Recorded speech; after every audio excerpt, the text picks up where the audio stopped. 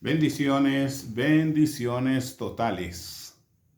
A todos aquellos que aman la palabra de Dios, a todos aquellos que quieren escuchar palabras de vida eterna de Jesús de Nazaret, desde Bethesda Radio, transmite palabras de vida eterna de Jesús de Nazaret. Y estamos en la aventura gloriosa de ese viaje, segundo viaje del apóstol Pablo, evangelizando a Europa, evangelizando al mundo. Y ahora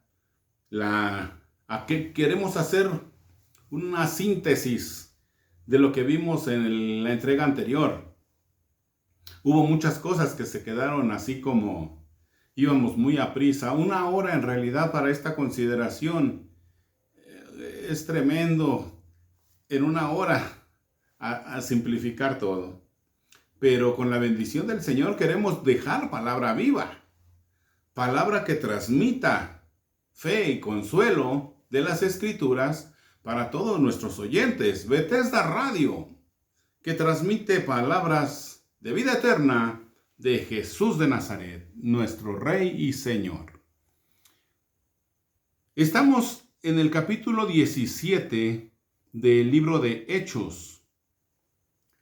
Y vimos de qué manera magistral Pablo se enfrenta a los filósofos, a los mejores filósofos en el Areópago. Y vimos de qué manera él, en vez de criticar, él, en vez de condenar, de llamarles idólatras, paganos, perdidos, directo al infierno, Pablo hace una jugada maestra para envolverlos en la temática y llevarlos hasta un mensaje que ellos pudieran oír. Y al oír, la fe viene por el oír, y el oír por la palabra de Dios. Así que queremos darle un poquito de atención a lo que concluimos la semana pasada, darle un poquito de ampliación. Vamos a ponernos en las manos del Señor. Padre, te agradezco el momento que me das para poder transmitir tu palabra y que estos minutos sirvan para que alguien se edifique, para que alguien conozca a Cristo, para que alguien crezca en su fe, para que alguien en el recordatorio llene su necesidad espiritual, Padre. Queremos que la gente entienda que no predicamos religión. Nosotros solamente anunciamos al Cristo de la gloria, el Evangelio de Jesús de Nazaret. No predicamos religión, no llevamos a nadie cautivo a un grupo, a una secta, a una organización. Queremos que la libertad de Cristo alcance a nuestros oyentes. Y en el nombre de Jesús declaramos libertad para aquellos que la están necesitando. Libertad para los cautivos, libertad para los presos, libertad para los que están atorados en un sistema. En el nombre glorioso de Jesús, amén y amén. Así que Pablo llega al Areópago y él ya había visto la ciudad y su espíritu se conturbó. Su espíritu se perturbó de ver la idolatría. Sin embargo, no lo usó como herramienta para herir a la gente o para lastimarla. Entonces, él en su sistema tenía un muy buen sistema para alcanzar a la gente. Al judío le hablaba con el Antiguo Testamento, con la palabra, con el Torá, con el Pentateuco, con los profetas. Pero a los gentiles, a los paganos, como se les llamaba, él les hablaba de otra manera y era propio, porque el mensaje podía llegar a ellos libremente. Hechos 17:23 dice: porque pasando y mirando vuestros santuarios, ya está ahí en el Areópago delante de ellos, hay también un altar en el cual estaba la inscripción al Dios no conocido. Estas palabras se conocen como el sermón a los filósofos, a los que Pablo predicó para alcanzarlos con el Evangelio. Vi la inscripción al Dios no conocido. Cada altar tenía el nombre del Dios que representaba. pero encontró un altar al Dios no conocido, al que vosotros adoráis, pues sin conocerle es a quien yo os anuncio. Jugada maestra para atraer la atención. Él hizo algo que cautivó su pensamiento de momento para poder extender el tema. Y entonces, contrario a los que estaban allí, que eran de moda, filósofos epicúreos y estoicos, ya vimos en la entrega anterior quiénes eran y qué doctrina llevaban, a ellos se refiere para anular el peso de la filosofía del hombre. Y entonces presenta al Dios creador. Como ya lo dije, a los judíos les presentaba el Antiguo Testamento y a los que no eran judíos les presentaba al Dios creador. Porque Dios se manifiesta en toda su creación. No como en el panteísmo que decían que Dios estaba en cada cosa. Tampoco como los estoicos.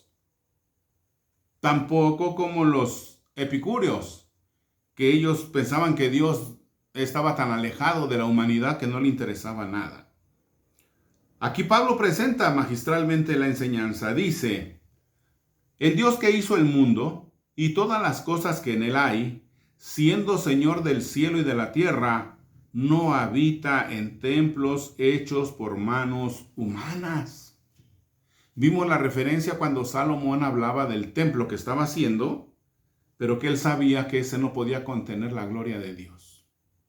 Si Dios bajara, ni siquiera el universo podría contener la gloria de Dios, mucho menos un templo de la dimensión que había ahí en Jerusalén. Lo mismo sucede en este tiempo.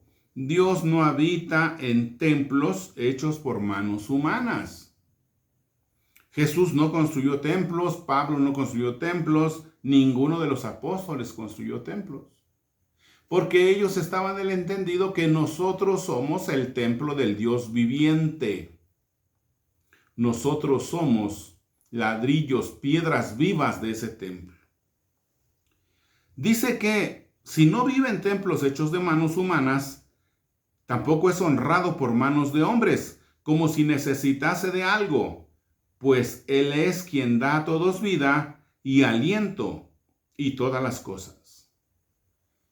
Después hace una alusión a la procedencia humana. Y de una sangre ha hecho todo el linaje de los hombres, para que habiten sobre toda la faz de la tierra, y les ha prefijado el orden de los tiempos y los límites de su habitación, para que busquen a Dios, si en alguna manera palpando puedan hallarle, aunque ciertamente no está lejos de cada uno de nosotros, porque en él vivimos y nos movemos y somos como algunos de vuestros propios poetas también han dicho, porque linaje suyo somos. Siendo pues linaje de Dios, no debemos pensar que la divinidad sea semejante a oro, plata o piedra, escultura de arte y de imaginación de hombres. Pero Dios, habiendo pasado por alto los tiempos de esta ignorancia, ahora manda a todos los hombres en todo lugar que se arrepientan. ¿Ve el mensaje cómo lo va desarrollando? Él va presentando al Dios vivo, al que no requiere ninguna atención del hombre, porque el hombre no puede proveer para Dios nada. Dios no necesita nada. Pero hay algo que Dios ha hecho. Que Dios, pasando los tiempos de la ignorancia de los hombres idólatras, de los que tienen oro, plata o otro material como Dios, o que hacen sus dioses con esos materiales, ahora manda a todos los hombres en todo lugar a que se arrepientan. ¿De qué se tienen que arrepentir? De su ignorancia, de su falsa adoración, de su falsa manera de hacer las cosas y de vivir un estilo de vida que no agrada a su Creador. Por eso dice, para que se arrepientan. ¿Y para qué se tienen que arrepentir? Por cuanto ha establecido un día en el cual juzgará al mundo con justicia. O sea, si te arrepientes, cuando venga el juicio, vas a recibir favor. Ha establecido un día en el cual juzgará al mundo con justicia por aquel varón a quien designó, dando fe a todos con haberles levantado de los muertos. Pero cuando oyeron de la resurrección de los muertos, unos se burlaban y otros decían, ya te oiremos acerca de esto otra vez. Y así Pablo salió de en medio de ellos, mas algunos creyeron juntándose con él, entre los cuales estaba Dionisio el Areopagita, una mujer llamada Dámaris y otros con ellos. La siembra en Europa se estaba dando, ahora había gente a quien discipular y a gente a quien enseñar. Había ahora discípulos a quienes hacer crecer.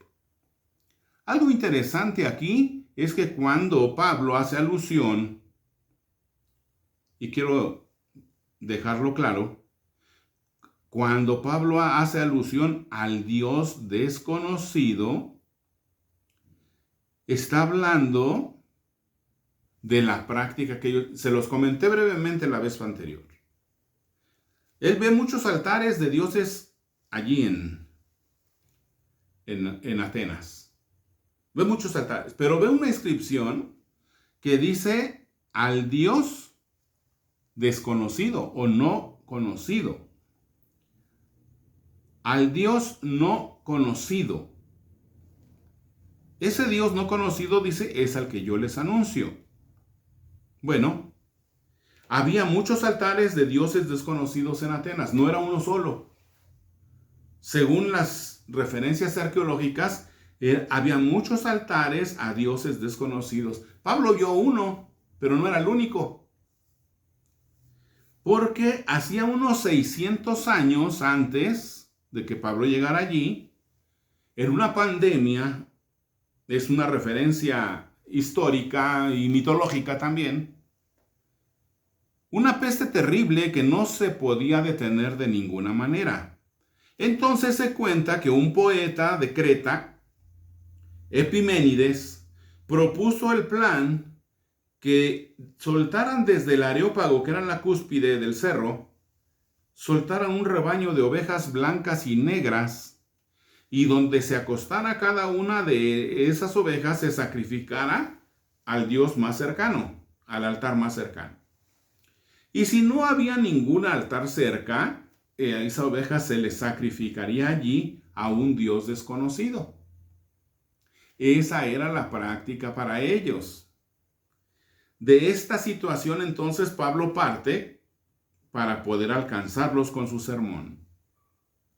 Amplía más al decir que Dios no es hecho de manos, ni su templo donde Él puede estar es hecho de manos, sino que Él es el hacedor, el creador de todas las cosas. Y aquí empieza a atacar la filosofía de panteístas, epicúreos y estoicos. La humanidad casi siempre ha adorado lo que ellos mismos hacen. Los profetas decían, toman un leño y con una parte cocen el alimento y con la otra parte se hacen un dios. O se hacen un dios de fundición, o se hacen un dios de madera o de lo que se les ocurra. Si el Dios de uno es aquello a lo que se dedica todo su tiempo, su energía, su pensamiento, la humanidad está siempre adorando cosas hechas por los hombres. Y Pablo se los describe muy claro. Dios es el Señor de la historia y Él estuvo presente en el surgimiento y en la desaparición de las naciones del pasado. La Biblia dice, Dios pone reyes y quita reyes. No haciendo alusión total a que todos los reyes sean puestos por Dios, sino más bien haciendo alusión a que Dios, cuando tiene la visión puesta en algo, allí nombró a Ciro 300 años antes de su aparición y ha puesto hombres como José para que salven hasta una potencia, la potencia egipcia. Así que la mano de Dios dirige el timón de las cosas en las que Él pone la atención. Porque no en todo Dios está obrando. Porque si no, seríamos marionetas movidas por Él.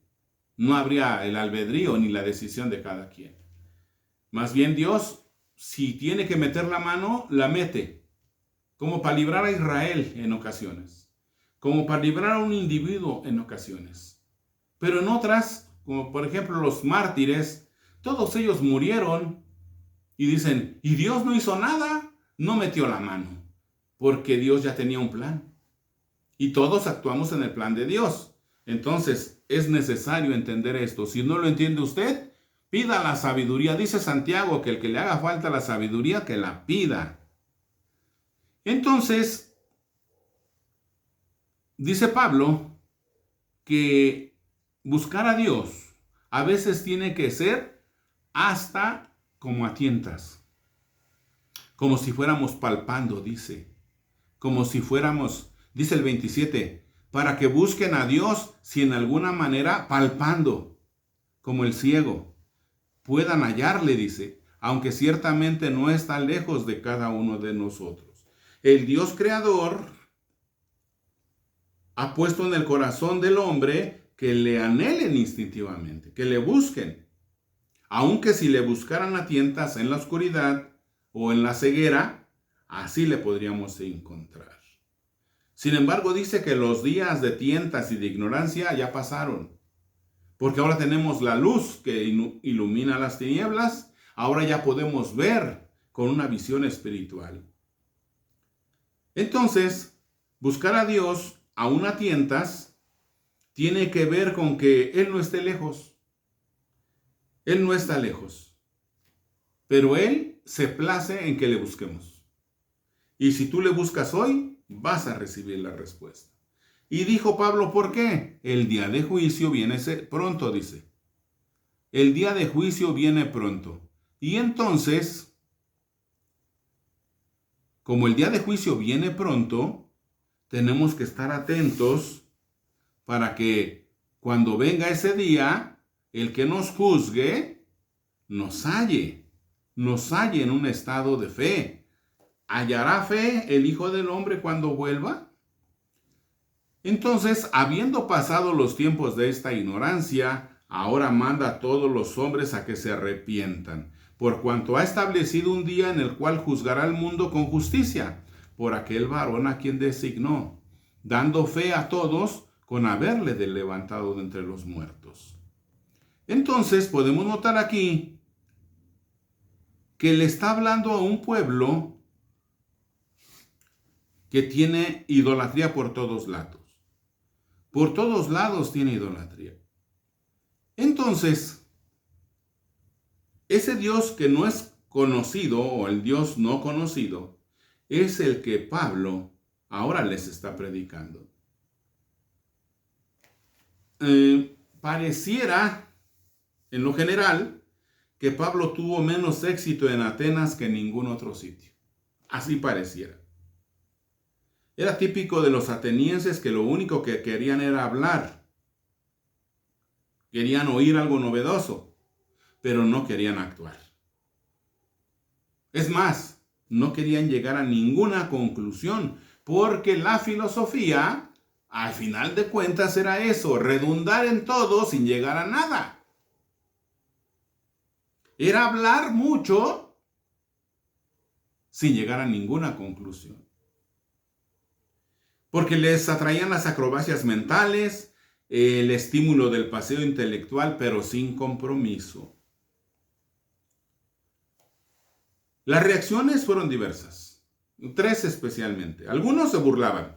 Cuando oyeron de la resurrección de Jesús, que dijo Pablo que por esa resurrección quedaba probado que Él era el Salvador del mundo, entonces dice que ellos, una de las reacciones fue que se burlaban. Así que entonces, la primera reacción, unos se burlaban. Y otros dijeron, ya te oiremos acerca de esto otra vez. Podemos pensar que estos que eran los filósofos querían, después de oír lo que oyeron, no querían conclusiones ni compromisos. Querían más bien que se siguiera hablando del asunto. porque a ellos les encantaba hablar y les encantaba la charla filosófica. Entonces, ellos invertían sus días a estar oyendo novedades. La primera reacción fue burla. Para ellos, la tragedia es algo básico. Por eso se le llama tragedia griega. Porque cuando ellos reducían la vida a un chiste filosófico, se venía una tragedia griega. Entonces la burla era parte de ese elemento. Otros, en otra reacción, aplazaron la decisión, como el que deja las cosas para mañana. Ya te oiremos otra vez acerca de esto. Aplazar las cosas para ellos era muy peligroso porque estaba dependiendo su salvación. Entonces, de la primera reacción que fue la burla, a la segunda reacción que fue aplazar la decisión y decir, te oiremos después. La otra fue, algunos creyeron. Entonces, el hombre prudente, sabe que es de locos rechazar lo que Dios ofrece generosamente. Y fueron pocos los que creyeron, pero hubo quien creyeron. Se dan nombres de dos convertidos. Uno, Dionisio el Areopagita. Llevaba el nombre Areopagita porque era del Areópago. Entonces, era el Areopagita, era un distinguido de entre los 30 personajes del Areópago. Seguramente era parte de la aristocracia intelectual de Atenas y parte de los filósofos que siempre estaban allí metidos en el Areópago. Entonces, otra persona que se menciona por nombre fue Dámaris. La posición de una mujer en Atenas, en Grecia, y especialmente en el área filosófica, era muy restringida. ¿Qué hacía una mujer allí? Bueno, es dudoso que una mujer respetable se encontrara en la plaza del mercado y menos en el Areópago. Entonces, es probable que se tratara de una conversión de una vida de vergüenza a una vida gloriosa y auténtica. Aquí tendríamos un ejemplo particular de cómo llega la invitación del Evangelio a todas las clases y condiciones de hombres y mujeres. No se da con certeza quién era Dámaris, pero probablemente era una mujer, vamos a decir, cercana a los filósofos, pero no la acusamos de otra cosa. Pero una mujer no participaba con ellos en ese sentido. Pudiera estar ahí con otras razones y motivos. Ser esclava de alguien o la han llamado mujer licenciosa quizás. A una mujer que tenía negocios, ¿verdad? Negocios íntimos con los hombres de allí. Pero son especulaciones. Pero lo que sí sorprende es que hubiera una mujer allí. Porque eso de los filósofos era cosa de hombres. Dice, y así Pablo salió de en medio de ellos. Mas algunos creyeron, juntándose con él, entre los cuales estaba Dionisio el Areopagita, una mujer llamada Dámaris, y otros con ellos. ¿Quiénes son esos otros? No sabemos. ¿Cuántos eran? No nos da detalles. Pero entendemos que de menos eran 4, ¿verdad? Dionisio, Dámaris y otros. Pues si eran 2, ya era ganancia. 4. Así que con esos 4 tenía que fundamentarse el inicio de la obra allí, en Atenas. No he encontrado yo una carta a los atenienses como tales. Probablemente estuvieron incluidos en otras cartas. Pero lo que suponemos es que se sentó la base allí para que hubiera obra. Y ahora sí,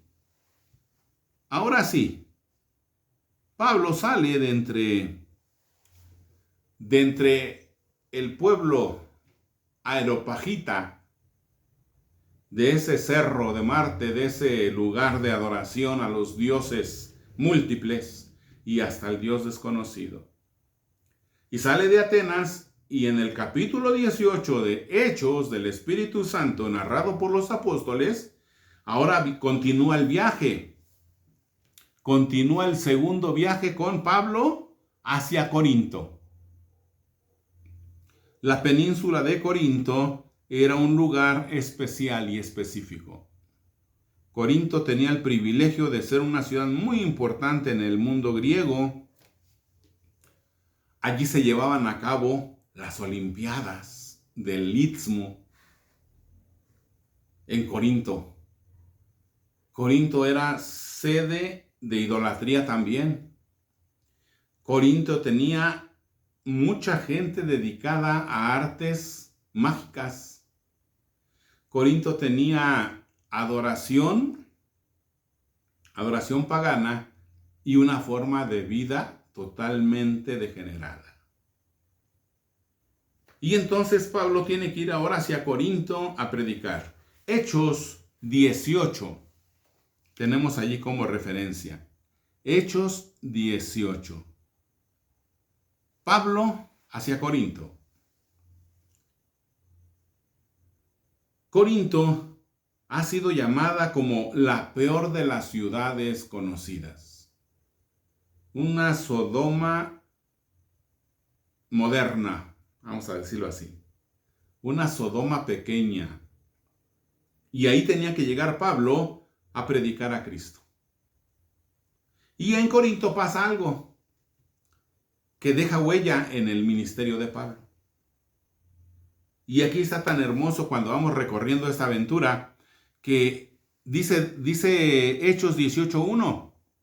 Ponga atención. Después de estas cosas, Pablo salió de Atenas y fue a Corinto. Allí, en Corinto, tenía que dejar una asamblea, una iglesia. La historia prueba que allí hubo obra, una obra grande.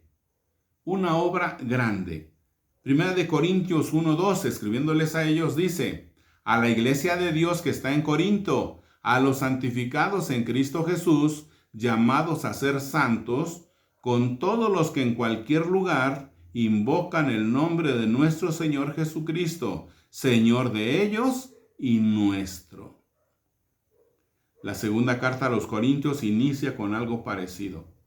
Dice: Pablo, apóstol de Jesucristo por la voluntad de Dios, el hermano Timoteo, a la iglesia de Dios que está en Corinto, con todos los santos que están en toda Acaya, el área. Dice que entonces Pablo sale de Atenas, ahora va a Corinto en este segundo viaje. Versículo 2, y halló a un judío llamado Aquila, natural del Ponto. Note, este era judío, pero era del Ponto, recién venido de Italia con Priscila su mujer, por cuanto Claudio había mandado que todos los judíos fuesen echados, saliesen de Roma. Y fue a ellos, dice.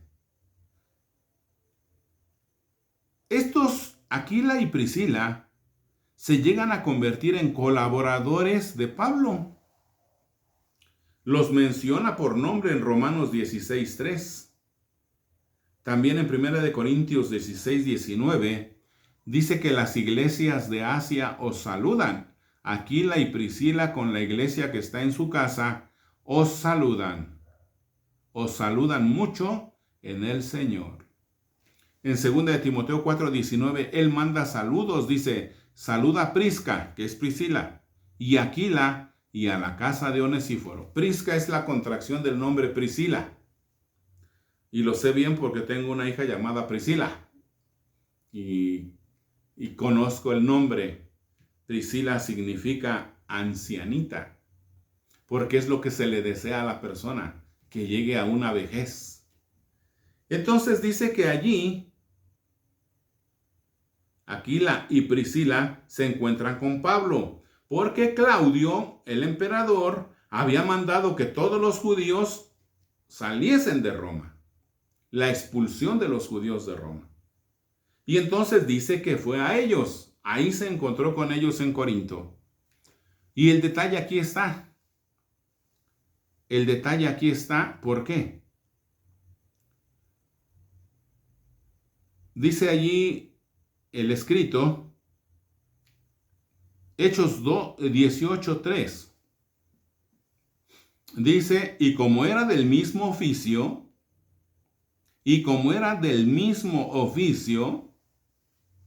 se quedó con ellos y trabajaban juntos, pues el oficio de ellos era hacer tiendas. El oficio de ellos era hacer tiendas. Y aquí ha habido una serie de interpretaciones tremendas, porque al leer que Aquila, Priscila y Pablo tenían el mismo oficio de hacer tiendas, la gente inmediatamente piensa en que ellos fabricaban carpas, vamos a ponerlo así, carpas, tiendas de campaña gigantes, porque no había la tecnología de ahora como las tiendas de campaña que pesan 2 kilos. No. La gente se imagina que el oficio de ellos era hacer tiendas como las que hacían allá en Israel, con pieles de cabra, con bases de palos, con lazos, amarras. Sin embargo, no, el contexto de esto no deja lugar para eso. Imagínense a los misioneros viajando de una ciudad a otra, corriendo porque los van correteando. Imagínense a ellos cargando su material para hacer tiendas. Se dice que una tienda familiar pesaba hasta 1,5 toneladas. O sea, no es lógico pensar que los misioneros anduvieran trabajando haciendo tiendas. Más bien, lo que llaman aquí tiendas es lo que llamaban los judíos tienda. ¿Qué es la tienda? No es la tienda como decimos los mexicanos, porque en México la tienda es donde venden los refrescos, donde venden café, donde venden comida o abarrotes. Eso para nosotros es tienda. A ellos la tienda era otra cosa totalmente distinta. Entonces, hay algo que se llama talit, que usan los judíos. Pablo, siempre que se acercaba a una ciudad, buscaba a los judíos. Hay una narrativa que dice que Pablo buscaba a los judíos, sí para predicarles a Cristo, sí para mostrar con las escrituras, sí para alcanzarlos, pero también los alcanzaba para venderles, porque él vendía los talits, la tienda. El judío cuando ora acostumbra tomar las esquinas de su talit y extenderlos y hacer su tienda. A veces no es fácil comprender esto, pero comparado con el trabajo que representaría hacer tiendas de campaña, que no es lógico ni apropiado porque es mucho peso, porque es mucho material. Se dice que por eso Pablo buscó a Lidia, la vendedora de púrpura, porque ella vendía los pigmentos para las telas. Ella vendía los pigmentos, ella trabajaba los pigmentos para las telas. Y el azul que los judíos usan en el talit era el tinte que ellos ocupaban, que ellos necesitaban para darle ese tono como la bandera de Israel, que tiene ese color azulado. Ese color es especial. Y ese se lo ponían en las líneas de los bordados de los talits de la tienda. Bueno, a lo mejor usted tiene otra opinión y yo le respeto, pero esta es mi mejor interpretación. El oficio de ellos era hacer tiendas, pero hacían tiendas, vendían, pero también ellos predicaban. Aquila y Priscila predicaban, Pablo predicaba. Y dice el 4, y discutía en la sinagoga todos los días de reposo, y persuadía a judíos y a griegos. Aquí Pablo, como Corinto es griego, pero había comunidad judía, dice que Pablo persuadía a judíos y a griegos. O sea, hablaba con ellos y les declaraba el evangelio y les decía, este es Cristo, el Mesías. A los judíos citándoles el Antiguo Testamento y a los griegos hablándoles del Creador y dándoles testimonio de la creación. Y cuando Silas y Timoteo vinieron de Macedonia, porque acuérdese que Pablo se vino solo, cuando Silas y Timoteo vinieron de Macedonia, Pablo estaba entregado por entero a la predicación de la palabra, testificando a los judíos que Jesús era el Cristo. ¿Cuál era el mensaje? Jesús es el Cristo. ¿Cuál es nuestro mensaje? ¿Cuál es nuestro mensaje ahora? Jesús es el Cristo, el Mesías, el Salvador del mundo. Ese es el evangelio que yo predico. Dice que Timoteo y Silas quedaron de alcanzarlo y lo alcanzan en Corinto.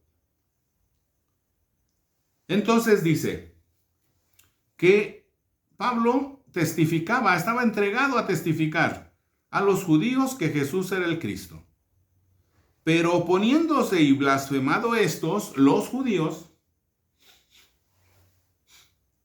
pero oponiéndose y blasfemando estos que oyeron el mensaje, blasfemando, porque blasfemaban el nombre de Jesús, les dijo sacudiéndose los vestidos. Aquí marca un antes y un después.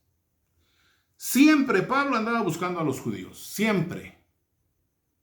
Pero ahora dijo, sacudiéndose los vestidos, vuestra sangre sea sobre vuestra cabeza. Yo limpio, desde ahora me iré a los gentiles. ¿Qué clase de vida llevaba Pablo dentro del ministerio? Pablo era un rabino y como sea, mucho de lo que él hacía era la enseñanza rabínica. Una de las enseñanzas rabínicas era que el rabino debería tener un trabajo secular. Y como decía Pablo, yo no quiero ser carga para ninguna iglesia. El rabino no debía cobrar por predicar y enseñar, así como lo hacía Jesús. Así es que tenían que ganarse la vida de otra manera. Los judíos, hasta la fecha, honran el trabajo, aman el trabajo.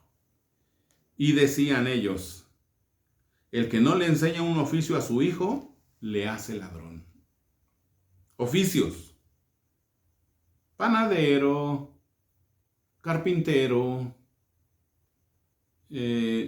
metalero, herrero o tejedor. Tejedor como Pablo. Entonces, el estudio de la ley era apropiado acompañado del trabajo secular. O sea, un trabajo que dejara la mantención para poder hacer la obra. Entonces, cuando se trabaja y se predica, dice que eso nos aparta de la iniquidad. Era la tradición. Pero mucha ley, mucha letra sin trabajo, acaba por fracasar y por causar iniquidad. Porque cualquier tentación en cuanto a lo económico puede operar en ellos. Por eso en este tiempo, una persona que se levanta como supuesto hombre de Dios para llevar las riendas de una congregación, de una iglesia, está expuesto a toda clase de tentaciones. A toda. Y muchos han caído en las 3 Fs. Faldas, finanzas y fama. Porque si no los hace caer una cosa, los hace caer otra. Y los rabinos procuraban evitar ser carga para los enseñados. Entonces dice que ellos se protegían de ser intelectuales distantes, sino más bien ser trabajadores que no solamente trabajaban para ellos como Pablo, sino decía Pablo, yo trabajo para mí y para los que conmigo van. Así, Pablo de Tarso, su ciudad natal, Cilicia, entonces, el oficio les dejaba para poder pagar su comida, su mantención. Algunas iglesias les apoyaban y Pablo lo dejó por escrito de cuando le mandaban alguna ofrenda. Entonces, les comentaba yo acerca de que él hacía tiendas. La palabra que se usa para el oficio de hacer tiendas, o esa palabra, no necesariamente tiene que ser como el que construye las carpas, no. Por ejemplo, esa misma palabra se usa para curtidor, trabajador de la piel, artesano, tejedor. Pablo debió haber sido un buen artesano que siempre presumía de no haber sido carga para nadie. 1 Timoteo 2:9, 2 Timoteo 3:8, 2 Corintios 11:9, Pablo siempre se ufanó de decir, porque no quiero que digan que mantuvieron a Pablo. ¿Acaso no tengo derecho, dijo, como apóstol? ¿Acaso no tenemos derecho también de vivir del evangelio? Porque dice que el que trabaja en el evangelio, viva del evangelio. Y cita el Antiguo Testamento. El que trabaja en el tabernáculo, come del tabernáculo. Bueno, pero Pablo, en su oficio, él podía con honradez, como un rabino consagrado a Dios, que ahora era un cristiano entregado a la predicación, apóstol a las naciones, tenía que honrar su ministerio. Y hasta con eso, no quería decir que no recibiera ofrendas, no. Pero su base y fundamento de mantención era su oficio.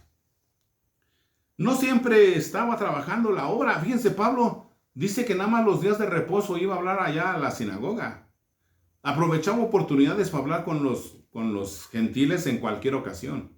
Pero con los judíos era siempre el día de reposo.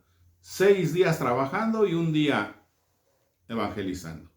Y muchos así le hacemos. Porque también tenemos gastos, tenemos que sacar para ciertas necesidades. Tenemos una esposa, compañera que va con nosotros, necesita zapatos, necesita ropa, necesita atención médica, necesita cosas. Pues nosotros tenemos que sacar, porque el que no provee para su casa es peor que uno sin ley y sin fe. El que no provee para su casa es peor que uno sin fe. Y no queremos llegar a eso. Se dice que cuando Silas y Timoteo llegan otra vez con Pablo en Corinto, bueno, probablemente le trajeron ofrendas, tal vez de la iglesia de Filipo, que tanto le quería. Eso le permitió dedicarse más tiempo a la predicación. Entonces, en el año 49, queda como dato de referencia, cuando Claudio desterró de Roma a todos los judíos, sería entonces cuando Aquila y Priscila vinieron hasta Corinto encontrándose con Pablo. Cuando Pablo más lo necesitaba, estaba agobiado, cansado, y él dijo, después de oír las blasfemias de sus paisanos judíos, les dijo, sacudiéndose los vestidos, sacudiéndose los guaraches, vuestra sangre sea sobre vuestra cabeza, yo limpio desde ahora, me iré a los gentiles. Wow.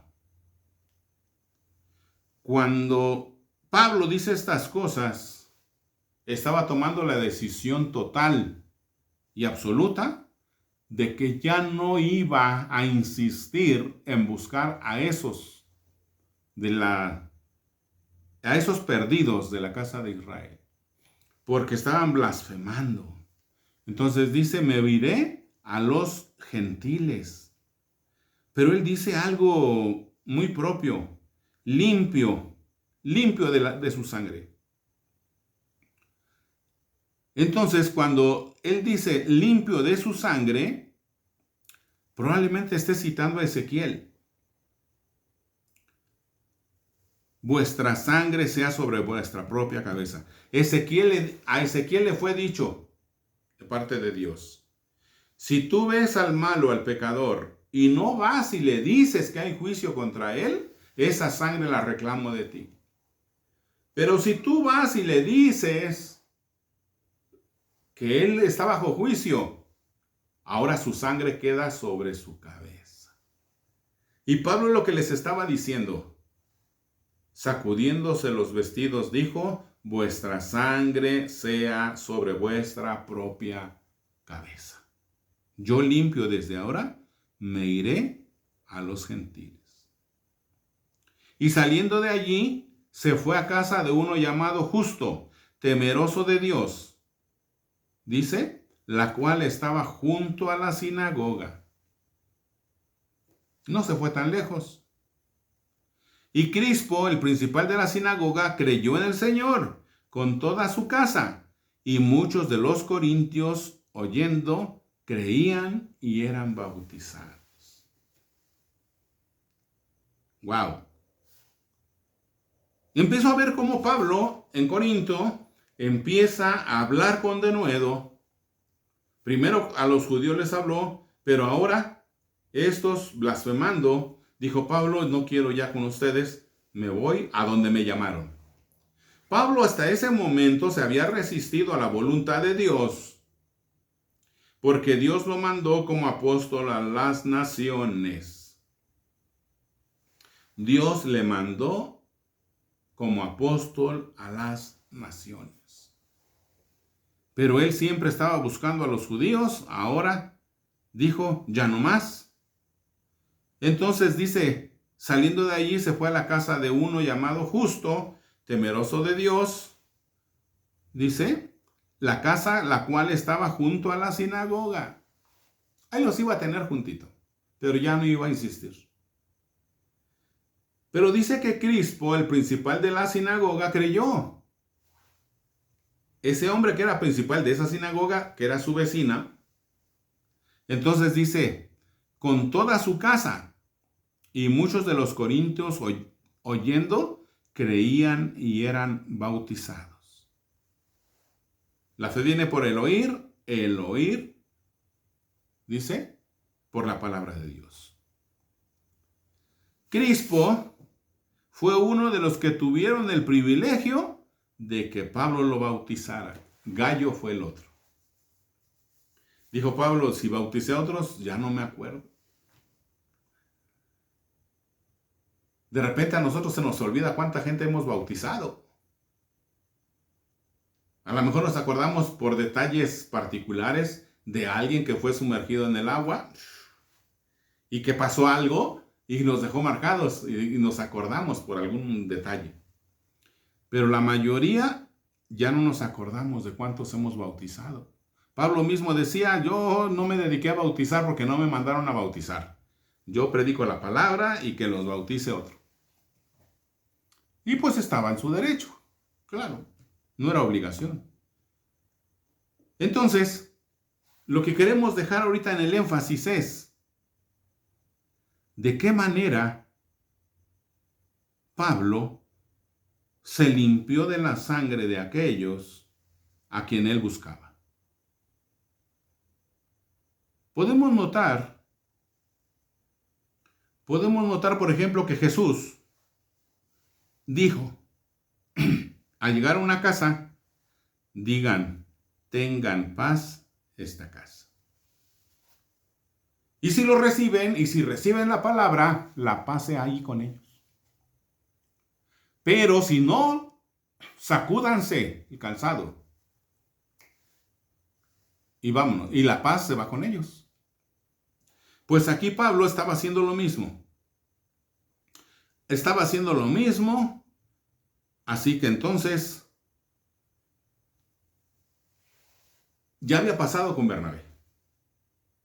Dice Hechos 13:46. Entonces Pablo y Bernabé, hablando con denuedo, dijeron, a vosotros, a la verdad, era necesario que se os hablase primero la palabra de Dios, a los judíos. Mas puesto que la desecháis y no os juzgáis dignos de la vida eterna, he aquí nos volvemos a los gentiles. Por tanto, dice Hechos 20:26, yo os protesto en el día de hoy que estoy limpio de la sangre de todos. Yo os protesto en el día de hoy que estoy limpio de la sangre de todos. ¡Wow! Que nosotros, los que predicamos el Evangelio, lleguemos a decir, estoy limpio de la sangre de todos. Porque yo le hablo a la gente y le digo, cree en Jesús y sé salvo. Arrepiéntete de tus pecados para que recibas la misericordia y el Evangelio, que es poder de Dios para salvación, obra en ti. Que Dios tenga misericordia, que Dios te dé la salvación cuando tú creas en Jesús, en que Dios le levantó de entre los muertos, en que es el Salvador del mundo, que es el único Mesías, el Cristo, el Salvador. Y creyendo entonces, recibas la salvación. Wow. En muchas ocasiones hemos oído cómo los apóstoles sacudieron el polvo de los pies. Hechos 13:51 también lo cita. Decía yo de Ezequiel 3:18 y 19. Cuando yo dijera al impío, de cierto morirás, y tú no le amonestares ni le hablares para que el impío sea percibido de su mal camino, a fin de que viva, el impío morirá por su maldad, pero su sangre la demandaré de tu mano. Que todos los que predicamos el Evangelio seamos librados de la sangre de aquellos que no han recibido el Evangelio. Que nosotros no seamos responsables por la vida de mi vecino a quien no le evangelicé. Porque ellos tienen que ver en mí al que vive en mí, al Cristo de la gloria. Pero si no lo están viendo, si no lo están percibiendo, yo tengo que hablar. Decía alguien, porque es necesario que yo evangelice. Y si es necesario, hablar. Porque ellos deben de ver al que vive en mí. Y en esa gracia Dios los llama, y cuando ellos preguntan, nosotros exponemos al Cristo de la gloria y viene la salvación. ¡Qué bendición es predicar el Evangelio! ¡Qué bendición es recordar lo que dice la palabra de Dios! ¡Qué bendición es poner en contexto las cosas para que creamos con una seguridad plena que nuestro Dios nos está alimentando con el alimento apropiado, el alimento a su tiempo? Que el Señor le bendiga y le guarde, porque si usted está atento a la palabra, recibirá más bendición. Comparta, comente, a lo mejor hasta para contradecirnos. Está bien. Qué bueno que alguien diga, no, lo que dijiste no es cierto. Podemos poner el contexto histórico, podemos poner el contexto literario, podemos poner el contexto bíblico, porque hay maneras de probar las cosas. no para discutir, no para pelear la doctrina, sino para edificarnos mutuamente y para corregir. La palabra de Dios es para exhortar, para corregir, para consolar, para enseñar, para redarguir. Así que entonces, si el Espíritu Santo, porque estamos alcanzados en el Espíritu, si el Espíritu Santo está haciendo esta labor, vamos a seguirla promoviendo. Padre, yo te agradezco, Señor, por la bondad inmerecida, por ese amor, por esa gracia que nos has regalado. Permítenos, Señor, que este día que declaramos la palabra quede grabado para alguien que está necesitando de esta salvación. Oramos por aquellos que oirán la palabra. Oramos por aquellos que tienen problemas. Oramos para que se comuniquen con nosotros y nos digan en qué podemos ayudar. Bendícenos, Señor, guárdanos, pero sella la palabra en nuestro espíritu, en nuestro corazón, para que de esa manera quede allí escrita la ley en nuestro corazón. En el nombre de Jesús, damos gracias. Amén y amén. Alcanzados en el espíritu. Que el Señor les bendiga y hasta la próxima entrega. Bendiciones.